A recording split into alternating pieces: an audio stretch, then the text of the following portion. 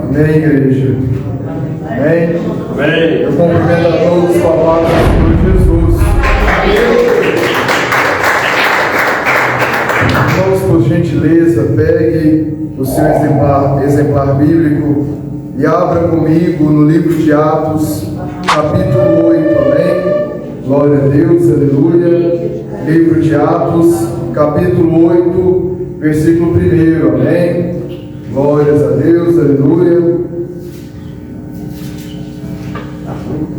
Glória a Deus, aleluia. Livro de Atos, capítulo 8, amém. Para mim é um motivo de muita alegria poder estar mais uma vez aqui na casa do Senhor. Hoje é o agradecimento da poderosa campanha, a derrota do gigante e a resposta de Deus, amém. Glórias a Deus, estou muito feliz com o Senhor pela rica oportunidade que Ele me tem dado de ter estado aqui 3 sextas-feiras, juntamente com os irmãos. Tem sido cultos onde Deus tem falado poderosamente comigo, tem falado poderosamente com a igreja. Tenho aprendido muito da parte do Espírito Santo. Quero louvar e agradecer a Deus também pela presença de cada irmã e de cada irmão que se faz aqui presente, a todo o povo de Obreiro.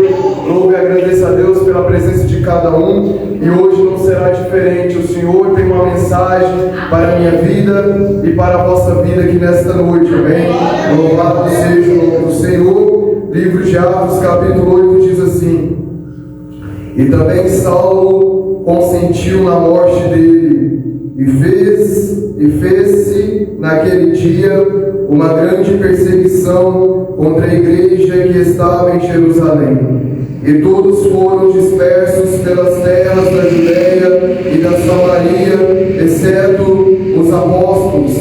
E Saulo assolava a igreja, entrando pelas casas e arrastando homens e mulheres, os encerrava na prisão. Mas os que andavam dispersos iam por toda parte, anunciando a palavra. Amém? Só até aí, igreja. Coloque a tua Bíblia aberta no teu banco. Amém? Por gentileza, deixe a sua Bíblia aberta para juntos nós acompanharmos a mensagem do Senhor. Amém? Glória a Deus. Vamos fazer uma rápida oração para agradecer a Deus e apresentar a Ele esta mensagem, para que o Espírito Santo possa falar conosco nesta noite. Amém? Amém. Soberano Deus e querido Pai, diante da tua presença, Senhor meu Deus, eu quero te apresentar a tua amada igreja que se faz aqui presente, meu Pai, a todos os ouvintes que me ouvem nesse exato momento. Eu apresento a Ti, Senhor, a todas as almas, meu Pai, que estão me ouvindo neste momento, que estão, meu Pai amado, buscando a tua face, que estão enfrentando gigantes, que estão enfrentando problemas e adversidades. Eu tenho certeza, meu Pai, que o Senhor tem contemplado tudo quanto a gente tem passado e vivido nessa terra. Dias de dificuldade, dias maus. Temos passado, Senhor meu Deus, por grandes tempestades, mas temos a fé que o Senhor sempre está conosco. Temos a fé e a plena convicção que Teu Espírito Santo sempre está nos dando força, nos alegrando, nos consolando, porque o Teu Espírito Santo nunca nos abandona. E nesta noite, Espírito Santo, te apresentamos em Tuas mãos a Tua palavra, que é digna de toda aceitação. A Tua palavra, meu Pai, que transforma. A Tua palavra que é poder, poder para curar, poder para transformar vidas, poder para mudar cenários. Te apresentamos na palma de Tuas mãos. Espírito Santo, me usa nesta noite, usa minha boca, usa minha vida.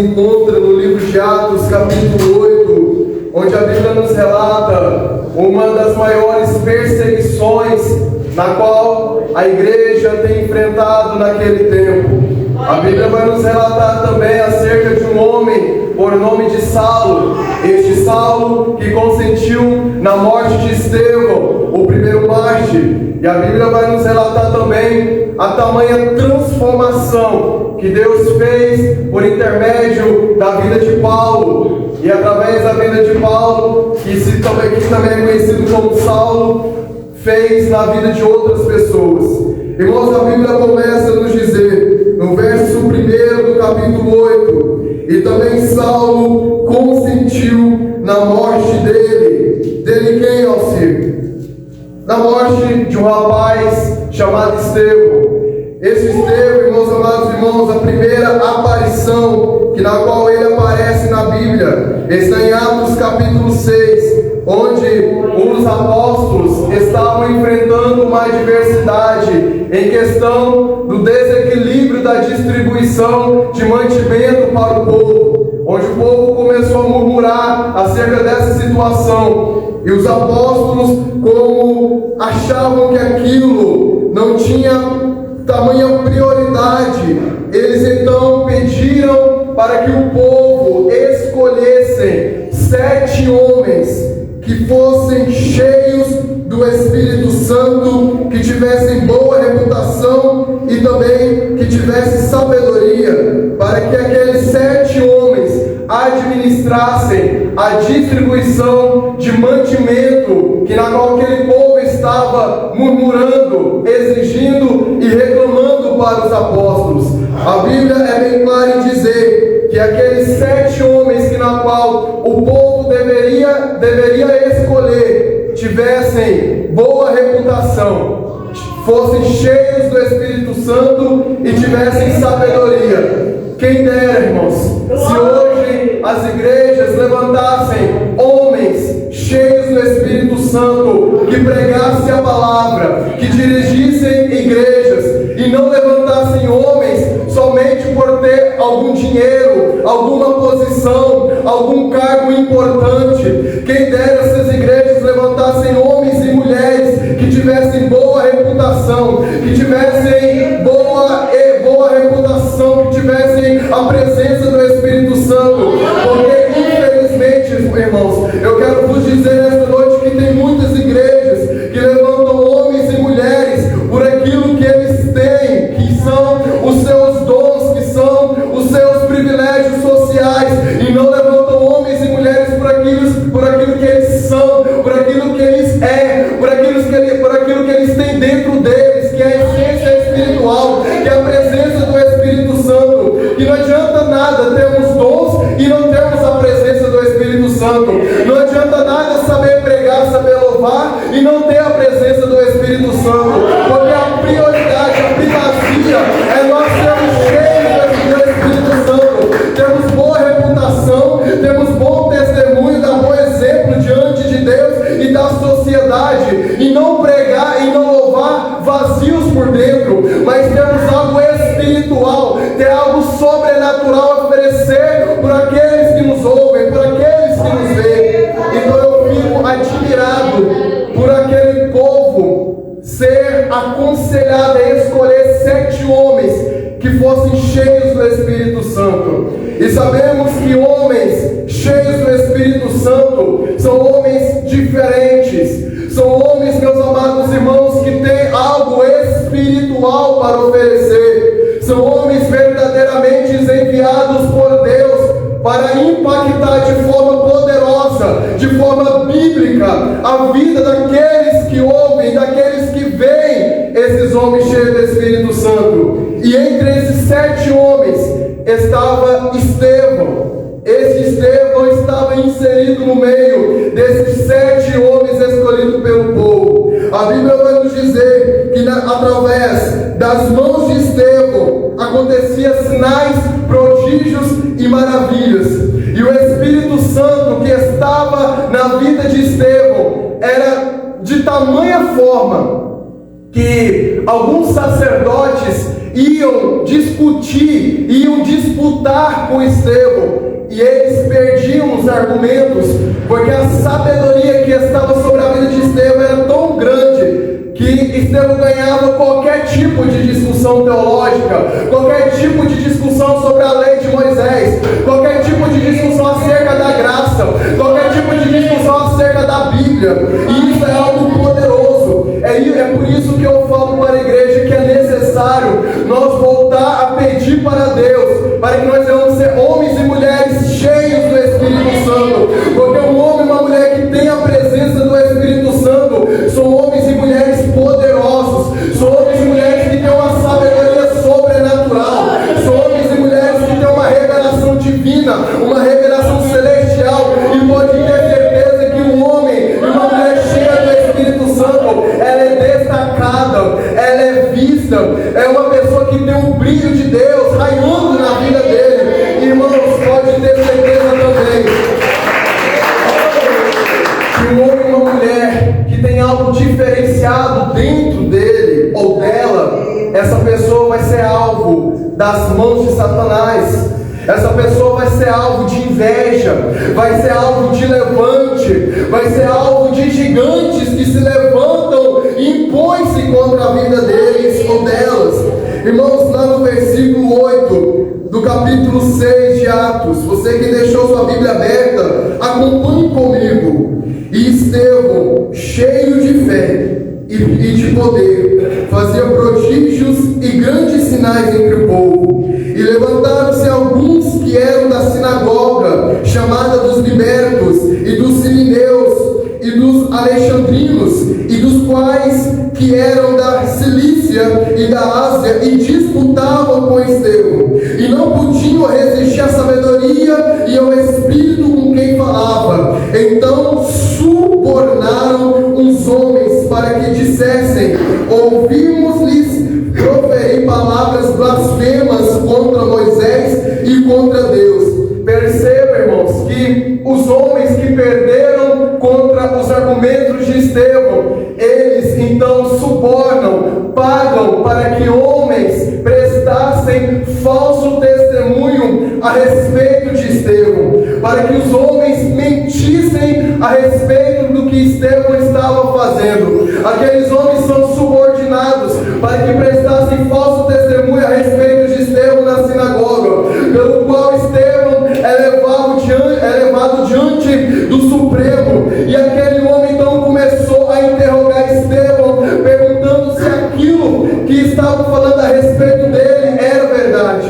E Estevão, cheio do Espírito Santo, começou a dizer a respeito de Abraão até a vida do Senhor Jesus, da morte e da ressurreição de Cristo. E enquanto Estevão estava falando, os homens olhavam fixamente no rosto de Estevão e viam que o rosto de Estevão se transfigurava, se parecia com o rosto de um anjo. Então, meus amados irmãos, os homens começaram a fixar os seus olhos para ver o brilho do rosto de Estevão. E eu quero dizer para ti nesta noite que podem tentar levantar falso testemunho contra as nossas vidas, podem tentar levantar mentiras, calúnias contra as nossas vidas, mas a presença do Espírito Santo testifica de quem somos na presença de Deus. Pode o homem se levantar pela direita, pela esquerda, mas pode ter certeza que temos um advogado lá no céu, aquele que já advoga por nós. É Ele que nos justifica, é Ele que nos diz quem somos e quem não somos, é Ele que diz quem nós é e quem nós deixamos de ser. Pode o homem e a mulher tentar levantar contra as nossas vidas, vai prevalecer aquele que vive fielmente diante da presença de Deus. Então, quando Estevão termina de prestar aquele discurso, a Bíblia vai nos dizer, em Atos capítulo 7, lá no seu versículo 55, mas ele, estando cheio do Espírito Santo e fixando os olhos no céu, viu a glória de Deus e Jesus que estava à direita de Deus, e disse: eis que vejo os céus abertos, aleluia, eis que vejo os céus abertos, e o Filho do Homem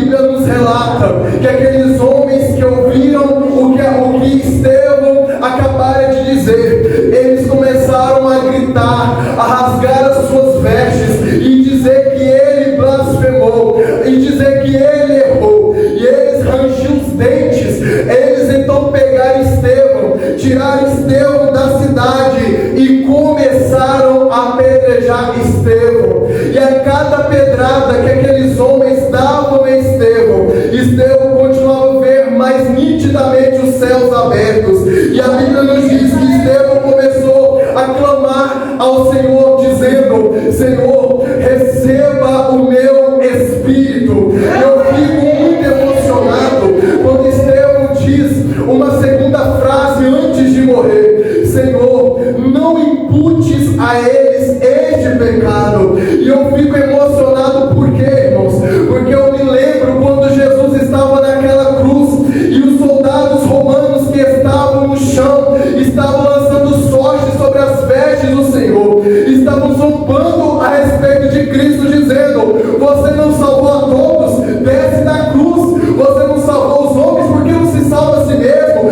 desce da cruz. E sabe o que o Senhor Jesus disse? Senhor, não imputes a eles esse pecado. O que eu quero dizer para ti nessa noite é que quem tem a presença do Espírito Santo, quem é cheio do Espírito Santo, se parece com Cristo. Quem é cheio do Espírito Santo fala aquilo que Jesus falaria, faz aquilo que Jesus fazeria. Ou quem é cheio do Espírito Santo tem as mesmas latitudes que Cristo teria na terra.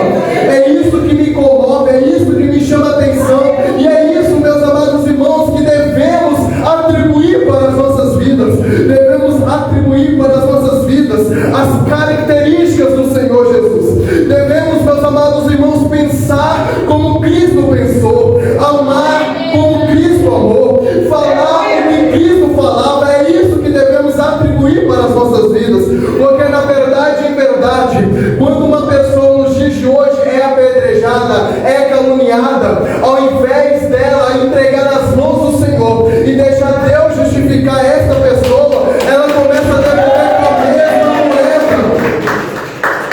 A pessoa começa a devolver com a mesma moeda. A pessoa começa a se rebaixar ao nível dessa pessoa que está lá caluniando, que está lá afrontando essa pessoa. Ao invés dela entrar na oração, ela começa a mandar indiretas nas redes sociais, começa a mandar indiretas nos status, para querer afrontar aquela pessoa que está caluniando ela. Mas eu vejo na vida de Estevão um grande exemplo, irmãos. Quanto mais Estevão era apedrejado, mais ele clamava ao Senhor: não imputes a eles esse pecado. Estevão foi capaz de perdoar aqueles homens que o executaram. Estevão foi capaz de liberar o perdão para aqueles homens que estavam matando ele. É isso que me chama a atenção. Hoje, meus amados e queridos irmãos, eu peço a atenção da igreja, que nos dias de hoje muitas pessoas não liberam mais o perdão. Muitas pessoas endurecem os seus corações e não perdoam o seu próximo, não amam o seu próximo, porque amar aquelas pessoas que nos amam é muito fácil. Falar bem daqueles que falam bem de nós é muito fácil. Deus quer ver a diferença dos verdadeiros cristãos é quando a gente começa a falar bem daqueles que nos maldizem, é quando a gente começa a orar por aqueles que nos perseguem, quando a gente começa a amar por aqueles que nos odeiam. É esse que é verdadeiramente cheio do Espírito Santo, é esse que é verdadeiramente cristão. Aleluia, glória a Deus. Irmãos, percebam que a vontade de Deus sempre vai na contramão da lógica humana. Porque Jesus diz: ama aquele que vos odeia. Agora eu quero te perguntar para a igreja: é fácil amar aquele que nos odeia? É fácil falar bem daqueles que falam mal da gente? Não é fácil, né? Mas o Evangelho de Cristo é cruz, é negar a nós mesmos, Porque negando a nós mesmos, Cristo resplandecerá em nossas vidas. E quando Cristo resplandece em nossas vidas, o que a gente faz é aquilo que Ele fazeria. E a gente precisa fazer essa diferença, irmãos. Porque quando a gente odiar o outro, quando a gente é odiado e quer odiar o outro, o mundo já faz isso. Falar mal daqueles que falem mal da gente, o mundo já faz isso. Cristo nos chamou para ser a luz do mundo, nos chamou para ser exemplo. Cristo nos chamou para fazer a diferença, para demonstrarmos ao mundo o verdadeiro amor na qual Cristo nos ensinou. É isso que comove o meu coração quando eu vejo a vida daquele rapaz chamado Estevão, vendo aquele jovem que pregava a palavra, aquele jovem que tinha boa reputação, que era cheio do Espírito Santo, e vendo ele sendo apedrejado por ser fiel a Deus, e mesmo sendo apedrejado, mesmo ele tendo consciência que ele não estava fazendo nada de errado, mas eu via ele, meus amados irmãos, liberando o perdão. Eu vejo Cristo na vida de Estevão, o Estevão, mesmo mediante a morte, ele não ter negado a cruz. É isso que me comove. Devemos voltar a sermos cristãos de verdade.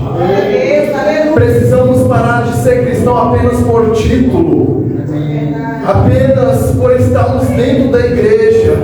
Precisamos ser cristãos de verdade, mostrar ao mundo o amor que Cristo nos ensinou, mostrar ao mundo o exemplo que Cristo nos deixou aqui na terra. Aquele que bater a tua face, oferece a outra.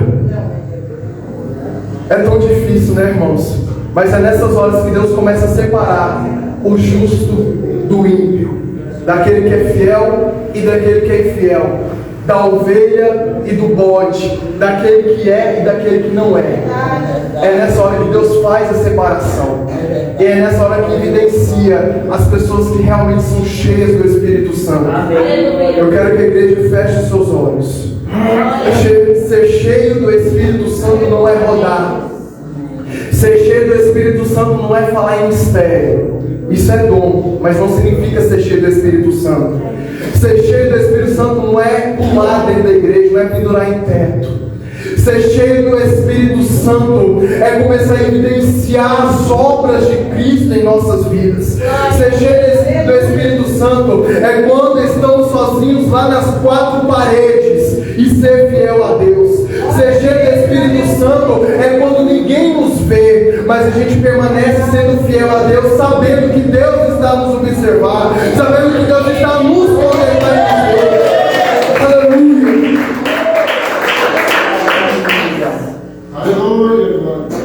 E havia ali no meio daquele povo que estava apedrejando Estevão, um jovem chamado Saulo de Tarso. E este Saulo, enquanto estavam apedrejando Estevão, ele estava encarregado em segurar as capas daqueles homens que estavam apedrejando a Estevão.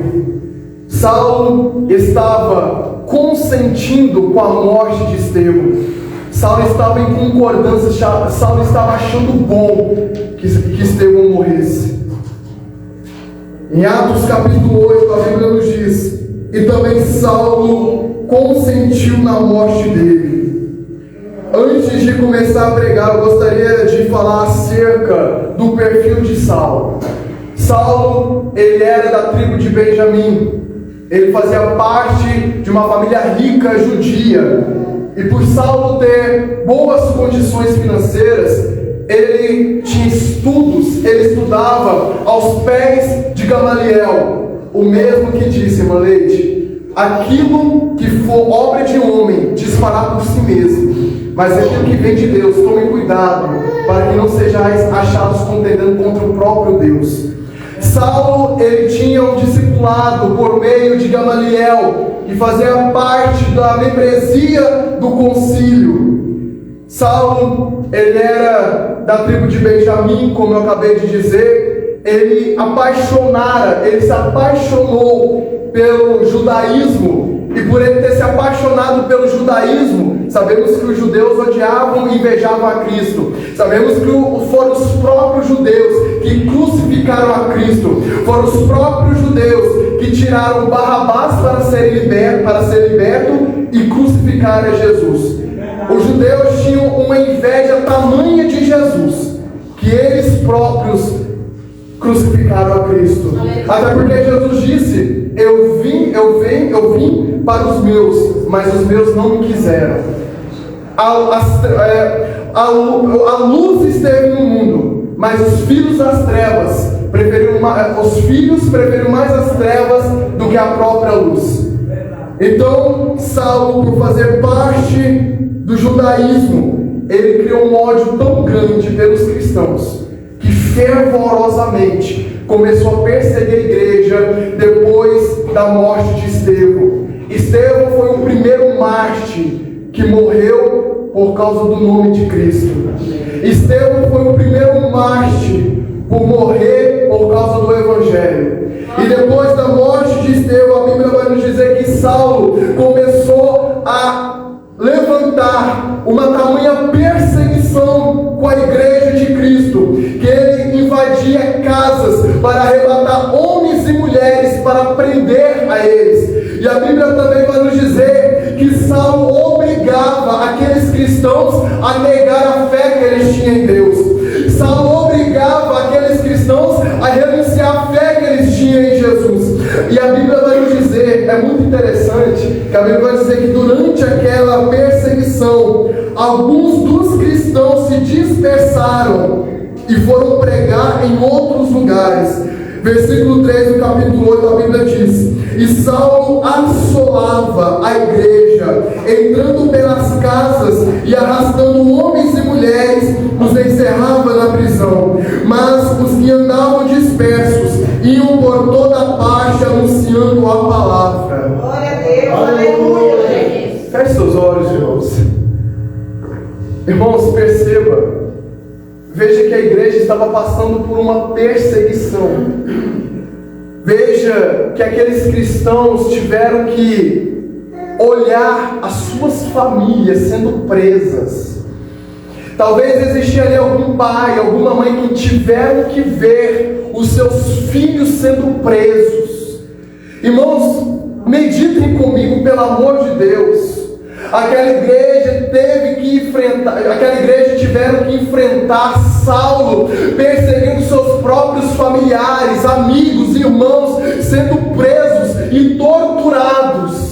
Mas o que me chama a atenção nessa palavra é que aquela igreja, mesmo diante da perseguição, elas continuavam a pregar a palavra, elas continuavam a anunciar o Evangelho de Cristo, elas continuavam com a mão no arado, elas continuavam a avançar com o reino de Deus, elas continuavam a propagar o Evangelho de Cristo. E isso que me chama a atenção, é isso que comove o meu coração, irmãos, porque hoje, no cenário atual, quando uma irmã ou irmão começa a ser perseguido, começa a ser caluniado, começa a ser injuriado, ela sai da igreja, ela abre mão do chamado, ela começa a ficar com pirraça, começa a fazer birra.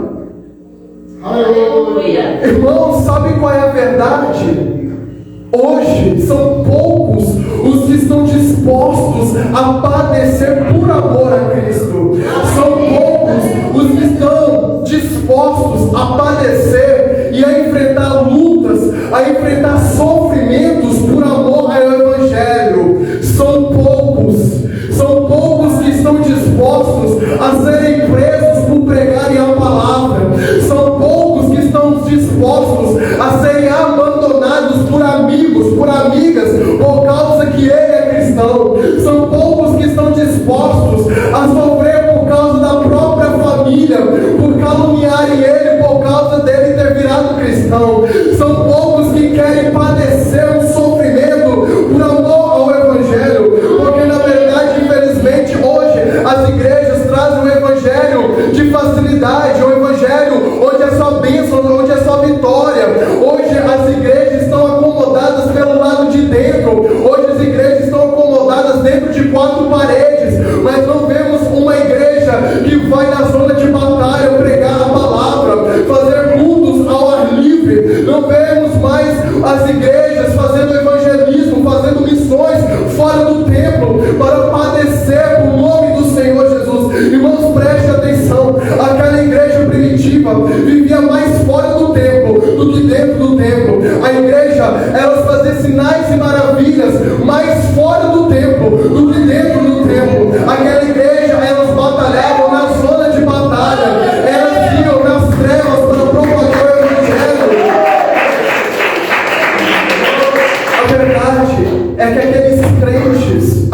cristãos não estavam preocupados com a perseguição, não estavam preocupados com aquilo que haveria de vir sobre a vida deles. Eles não estavam preocupados com as prisões, eles não estavam preocupados com as resistências que eles iam enfrentar, eles não estavam preocupados com a censura.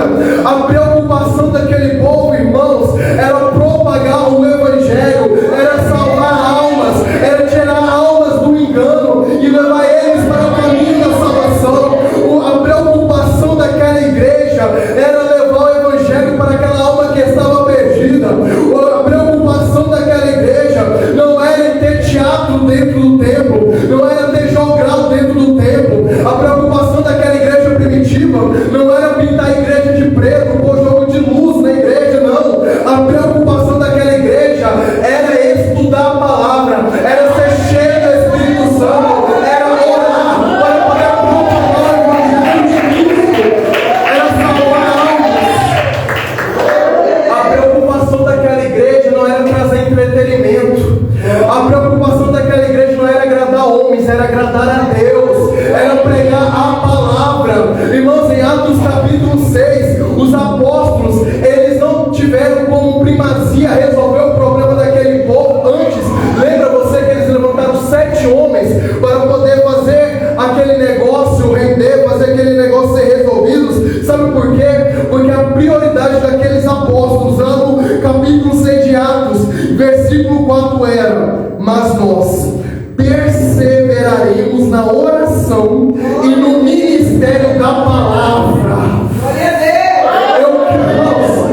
Perseveração na oração e na ministração da palavra. Eu quero que os irmãos me digam onde está na Bíblia ministério de dança.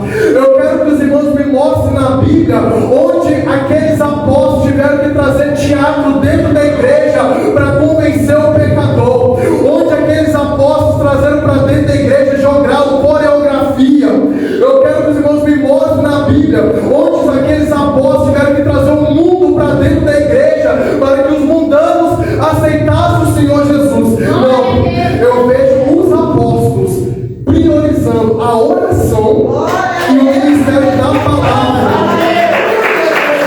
Eu quero dizer para a igreja que a palavra é o único recurso, é a única ferramenta de fé e prática. A palavra é a única maneira de levar o pecador ao arrependimento. A palavra de Deus é a única forma de levar o homem pecador para ir para o caminho do Senhor Jesus, conhecer quem é Deus, o que Deus agrada, o que Deus desagrada, conhecer os atributos de Deus, conhecer a divina trindade do Senhor, conhecer aquilo que Deus odeia, aquilo que Deus detesta e descobrir qual é o seu chamado, qual é a sua vocação, qual é o seu propósito aqui na terra. É só por meio da palavra, não é por meio de coach, não é por meio de pregadores motivacionais, não é por meio de teatro e nem de jogar, é por meio da palavra de Deus que vamos descobrir aquilo que Deus requer de nós, aquilo que Deus requer que a gente renuncie das nossas vidas,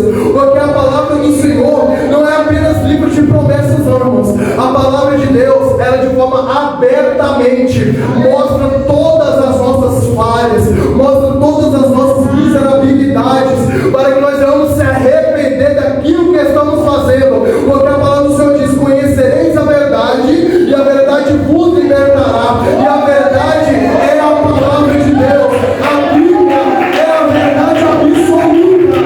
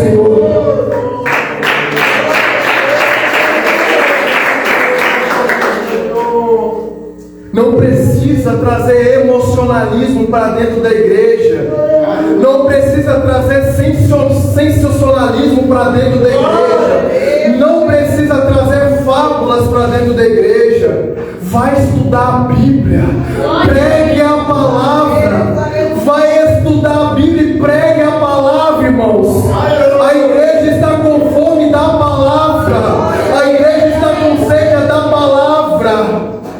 Pelo amor de Deus, irmãos, devemos priorizar a Bíblia e não aquilo que o homem está falando, porque tem gente que ouve o pregador e nem está com a Bíblia aberta para conferir se aquilo que o pregador está pregando é bíblico ou não.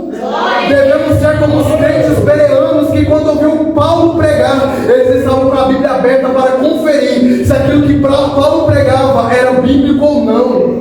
Sabe por que hoje tem muitas pessoas que são enganadas, que viram massa de manobra, que a Maria vai com as outras, porque elas não meditam mais na palavra, porque elas não conhecem nem o Deus que ela louva, nem o Deus que ela serve, porque não meditam nas Sagradas Escrituras, louvam um Deus que não conhece, ora para um Deus que nem conhece, porque só fica ouvindo o Evangelho só de ouvidos, mas não tem uma própria experiência com Deus na intimidade, no íntimo, a sós. Deus está fazendo um chamado para a intimidade aqui nesta noite. Deus está fazendo um chamado para a intimidade, para o relacionamento. Precisamos conhecer o Deus da Bíblia de verdade. Precisamos conhecer a Deus de verdade, irmãos. Medite na palavra. Se alimente da palavra, irmãos. Você irá ver coisas que você nunca ouviu falar. Você irá perceber coisas que com pregações nenhuma você ouviu pregar. Irmãos, quando eu comecei a meditar mais na Bíblia, tinham livros que fazia anos que eu nunca ouvi, mas nenhum pregador pregava. Não estou dizendo que ninguém prega, estou dizendo que muitos não pregam mais. Tem livros que, quando eu vou pregar, eu quase faço assim, ó, para tirar poeira, para tirar teia de aranha, porque tem pessoas que não pregam mais. Muitos não pregam mais renúncia, santidade, arrependimento, pecado. Ninguém quer saber pregar mais isso. É só bênção, prosperidade. Irmãos, se vocês forem ler a Bíblia, vocês vão ver tanto que o Espírito Santo vai revelar coisas que vocês nunca ouviram falar. E vai pensar, nossa, eu não sabia que isso era pecado. A Bíblia é a verdade absoluta, igreja. Então o que me chama a atenção é que quando a igreja começa a ser perseguida, eles pregam a palavra em outros lugares. Feche seus olhos, irmãos. O Espírito Santo está falando, está me dizendo falar alguma coisa aqui. Feche seus olhos. Mas os que andavam dispersos por causa da perseguição iam por toda parte anunciando a palavra. Esta luta, esta prova, esta adversidade, essa tribulação que você está passando na sua vida não é para a sua morte. Aleluia! Não é para a tua vergonha. Não é para te fazer parar e nem desistir. Sabe por que dessa luta, dessa adversidade na sua vida? É para te fazer subir na vida espiritual. É para te amadurecer. É para te fazer alcançar lugares onde você nunca imaginou chegar. Porque a igreja só foi para terras estranhas quando sobreviveu a perseguição. Esta luta, esta provação que você está passando é para você subir degraus na vida espiritual. É para você alcançar coisas novas da parte do Senhor. É para que os frutos do Espírito Santo evidenciem cada vez mais na sua vida. Essa luta, essa prova que você está passando não é para sua vergonha, mas é para que Deus venha te exaltar na terra. Por enquanto, alabaço, encanto, alabai. Aleluia. Irmãos, eu amo pregar esse tema, eu amo demais. Eu amo quando eu vejo aquela igreja passando por luta, provação, levante, Deus honrando, Deus prosperando. Eu amo isso. A Bíblia vai nos dizer, lá no capítulo 9 de Atos, que Saulo, respirando ainda ameaças, Paulo com sede de matar os cristãos. Saulo, conhecido também como Paulo, Saulo, tanto faz, irmãos. Saulo com sede de perseguir os cristãos que foram dispersos. Saulo viu que tinha alguns cristãos que fugiram para outras terras.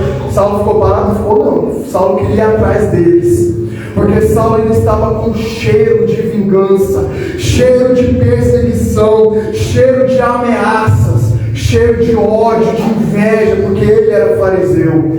A Bíblia nos diz então que ele pega cartas para ir para Damasco, e durante o caminho estava ele e outros dois soldados com ele, e durante o caminho resplandeceu uma tamanha luz que excedia até o brilho do sol, e Saulo caiu com seu rosto por terra, e naquela luz saiu uma voz que dizia: Saulo, Saulo, por que me persegues? Aleluia. Saulo, Saulo, por que me persegues? Aleluia. Perceba que Jesus não fala por que você persegue a minha igreja, porque você está perseguindo os cristãos, porque você está perseguindo os discípulos, porque você está perseguindo os apóstolos. Jesus não fala isso. Jesus fala porque você me persegues, em primeira pessoa. Aleluia. Eu quero dizer para a amada igreja que nesta noite pode ter zombaria contra a igreja, o governo pode se levantar contra a igreja, os satanistas podem se levantar contra a igreja, zombando da igreja, pode qualquer um se levantar contra a igreja, mas eu tenho uma notícia para te dizer nesta noite: você não está se levantando é contra nós, mas você está se levantando é contra o próprio Deus. Você está se levantando com o dono da obra, você está se levantando com o dono da igreja, você está se levantando contra aquele que é maior, contra aquele que tem todo o poder, contra aquele que está lá no céu, assentado sobre o alto e sublime trono, com aquele que sai raios e trovões do seu trono, contra aquele que olha para a terra e vê os homens como insetos diante da presença dele. Eu quero te dizer aqui nesta noite, nós não estamos sozinhos nessa caminhada, nós não estamos desamparados, nós não estamos sozinhos e nem abandonados, irmão Mário. Existe um Deus poderoso que está à nossa frente, que está a nos guiar e nos defender. É Ele que está acima de tudo e de todos. Jesus falou: Saulo, Saulo, por que você me persegue? Verdade, Jesus. Aleluia. Que tremenda essa mensagem. Aleluia. Glória a Deus. Tivemos agora há pouco, lá na abertura das Olimpíadas em Paris, uma zombaria com Deus, fazendo apologia à Santa Ceia. Quem viu isso? Vemos também nas Olimpíadas um cavaleiro branco representando o anticristo, e as nações todas atrás seguindo.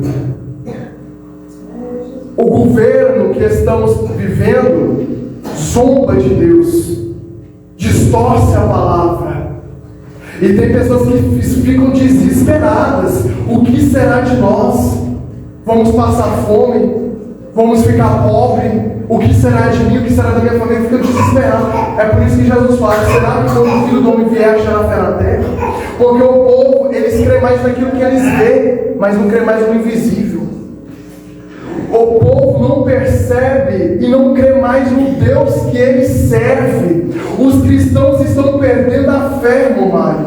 Os cristãos estão perdendo a convicção que Deus, Ele ainda está com a igreja. Ele ainda defende a igreja.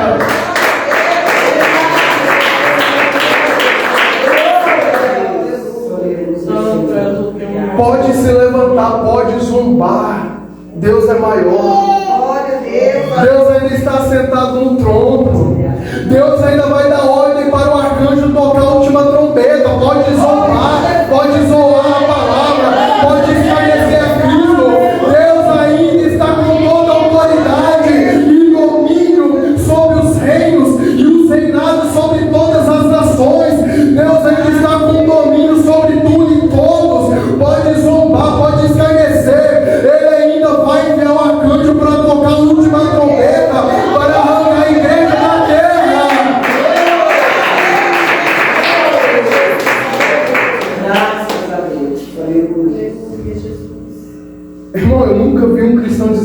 desesperado? Por que as pessoas se desesperam quando um macumbeiro fala que vai começar a denunciar aqueles que pregam contra a pombagira, o Zé Pilintra, contra os demônios?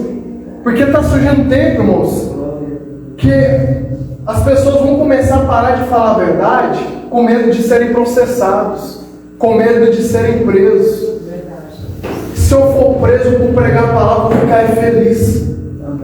Se eu for preso por pregar a palavra, eu vou ficar alegre. Eu falo isso com todo o meu coração, porque é melhor sendo preso por pregar a palavra do que ser preso igual muitos que se dizem pastores, ser preso por causa de estupro, ser preso por causa de abuso, por causa de roubo.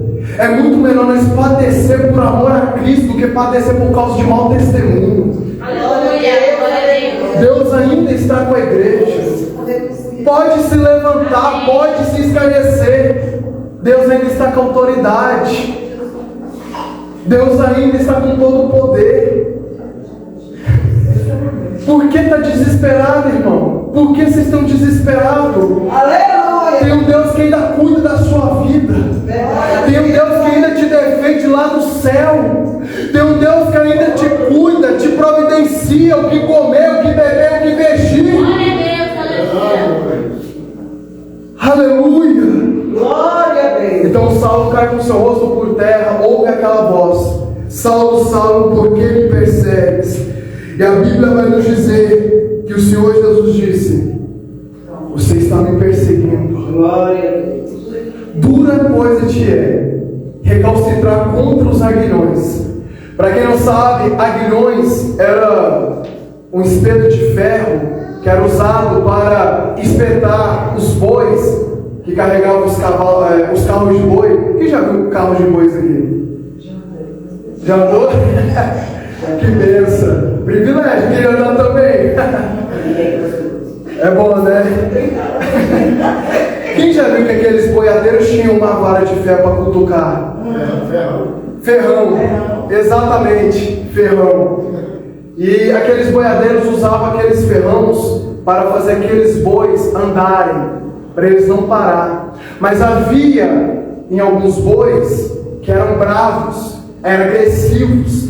E quanto mais ele se rebatia contra o aguilhão, mais machucava, mais se feria. Quando Jesus disse: dura coisa te é recalcitrar contra os aguilhões, sabe o que Jesus queria dizer para Saulo? Quanto mais você tenta se levantar, mais você está em desvantagem. Quanto mais você tenta perseguir a igreja, mais forte ela fica, porque eu que estou controlando ela. Quanto mais você tenta se levantar contra a minha igreja, mais fraco você fica, porque eu sou mais forte. Eu sou mais forte do que você. Eu tenho mais poder do que você. Eu tenho todo o domínio. Você está em desvantagem contra mim, porque quanto mais você tenta se reconcentrar contra mim, mais ferido e machucado você fica. Você agora está no chão. E o que me chama a atenção, irmãos, é que um perseguidor da igreja, um fariseu, chama Jesus de Senhor. Quem é Senhor? Isso me faz lembrar do que está escrito em Filipenses capítulo 2, que toda língua dos que estão no céu, na terra e debaixo da terra irão confessar que Cristo é o Senhor, para a glória de Deus Pai. Tem pessoas que não podem confessar que Cristo é Senhor agora. Tem pessoas que não aceitam o Senhor Jesus agora, que não confessam que Cristo é Senhor agora. Mas no dia que Ele voltar, vai ter que falar que Ele é Senhor, que Ele reina, que Ele tem todo o poder nos céus, na terra e debaixo da terra. E vai ter que reconhecer que Cristo é o Senhor dos senhores e Rei dos reis. Eles irão ter que confessar quando ver Cristo lá nas nuvens com poder e grande glória. Aleluia, glória a Deus. A palavra do Senhor então nos diz que Saulo, tomado por um tamanho medo, atônico, a palavra do Senhor vai nos dizer assim, que Jesus responde a pergunta de Saulo. Saulo perguntou: quem és, Senhor? E disse o Senhor Jesus: eu sou Jesus, a quem tu persegues.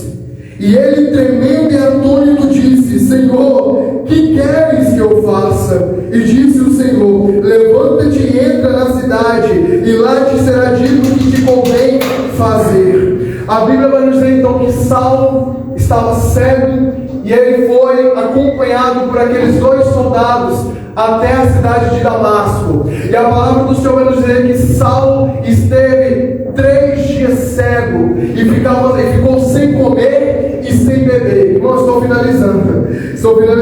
A palavra do Senhor então diz, lá em Atos capítulo 9, no seu verso 9, que Saulo então estava 3 dias sem ver e não comia e nem bebia. E esse número 3 tem um mistério. Quando fala de número 3, eu lembro de Daniel. Vou começar a fazer a conexão dos temas que eu fui pregando. Daniel orava 3 vezes por dia. Foi afrontado e submetido a uma lei que o condenara à cova dos leões. Mas foi salvo pelo anjo. Sadraque, Mesaque e Abednego eram 3. Foram afrontados porque não se dobraram diante da imagem. Foram lançados na fornalha de fogo ardente. Mas o 4º homem estava lá e eles não saíram de lá queimados, saíram de lá vivos. O Senhor Jesus no 3º dia ressuscitou. As 3 pessoas da Trindade é o Pai, o Filho e o Espírito Santo. O que você quer dizer com isso, Alci? Eu quero dizer que o número 3 não é número de derrota, é número de livramento, é número de salvação, é número de perdão, é número de libertação. Aleluia! Número 3 na vida de Saulo não foi número de derrota, foi número de perdão, salvação e transformação. Eita, que mistério, aleluia. E a vida mágica, irmãos, um homem chamado Ananias, em um sonho o Senhor disse: Ananias. E Ananias disse: eis-me aqui. Irmãos, eu admiro tanto este termo, eis-me aqui, porque mostra para o Senhor prontidão, disposição a serviço dele. Glória a Deus. Será que se o Senhor Jesus nos chamasse para uma obra, a gente estaria pronto, preparado, disposto? Se o Senhor Jesus nos chamasse para pregar o Evangelho lá na rua, nós estaremos preparados? Aleluia. Será que quando o Senhor Jesus faz um chamado para uma missão, a gente está preparado, a gente está disposto a dizer ao Senhor: eis-me aqui, envie-me a mim? Será que a gente está preparado? Será que a gente está disposto? Eu percebo nesse termo que Ananias usa e vejo na vida dele um homem preparado, um homem disposto, um homem que estava à prontidão a serviço do Senhor. Aleluia. Para Ananias não existia hora ruim nem hora boa, para ele tudo era hora, para ele todo era um momento. Aleluia. Porque tem pessoas que só vêm na igreja quando está sem chover, porque se chover não vem para a igreja. Tem pessoas que só vêm na igreja quando o dia está agradável, mas quando faz frio, não vem para a igreja. Enfim, vamos continuar. Irmãos, a palavra do Senhor vai nos dizer assim então, que Ananias, ouvindo o Senhor, ele diz: eis-me aqui. E o Senhor Jesus vai dizer que havia um homem chamado Saulo, que estava numa rua chamada direita, e este teve uma visão, que alguém punha a mão sobre as suas cabeças e devolvia a visão. E este homem se chamava Saulo de Tarso. E Ananias, ouvindo isto, disse: Senhor, muito ouvi a respeito desse homem. Este homem que perseguiu os santos de Jerusalém e tem todo o poder dos fariseus, da sinagoga, para poder prender os santos de Jerusalém. Aleluia. Muito ouvi a respeito desse homem, Senhor. Esse homem é mau, esse homem persegue a igreja, esse homem se levanta contra os que são teus. Sabe o que o Senhor Jesus disse? Irmãos, eu fico admirado quando Jesus vai na contramão. Vai, porque este é para mim um vaso escolhido. Glória a Deus, aleluia. Vai, porque este é para mim um vaso escolhido, porque na tua ótica humana ele não tem mais jeito, na tua ótica humana ele não tem mais solução, na tua ótica humana, Ananias, ele é daí para pior, mas na minha ótica divina, ele é vaso faz escolhido. Na minha ótica divina, ele é missionário, ele é doutor, ele é pregador, ele é vaso escolhido nas minhas mãos. Porque o homem tende a olhar a aparência, mas Deus olha para o nosso coração. Deus, ele olha para as nossas intenções. Deus, ele olha para aquilo que o homem não olha. Porque Deus, ele é o único que pode pisar numa terra que se chama coração. Terra essa que nenhum outro homem pode pisar. Essa terra onde Deus pisa. Vai, porque este é para mim um vaso escolhido. Ananias, então, como um bom menino, chega na casa, é convidado para entrar, coloca as mãos sobre Saulo. E eu quero dizer o que Ananias disse. Aleluia. E Ananias foi e entrou na casa, e impondo-lhe as mãos, disse: irmão Saulo. Irmão, só nisso aqui eu já me comoveu. Irmão Saulo estava chamando um perseguidor da igreja de irmão. Olha a fé desse homem. Glória a Deus, aleluia. Ele nem viu a transformação acontecer, mas pelos olhos da fé já estavam chamando ele de irmão. Aleluia. Irmão Saulo, o Senhor Jesus que te apareceu no caminho por onde vinhas me enviou, para que tornes a ver e seja cheio do Espírito Santo. E logo lhe caíram dos olhos como que umas escamas, e recuperou a vista, e levantando-se foi batizado. E logo lhe caíram como umas escamas dos seus olhos, a escama da incredulidade, a escama do ódio, a escama de ignorante, a escama do opositor, a escama do perseguidor caíram dos olhos de Saulo. E ele foi batizado. Eu quero que a igreja se ponha de pé para eu finalizar a mensagem. Aleluia. Aleluia, Jesus. Eu quero dizer para ti nessa noite que o meu Deus ainda tem poder para transformar vidas. O meu Deus ainda é especialista em mudar cenário. O meu Deus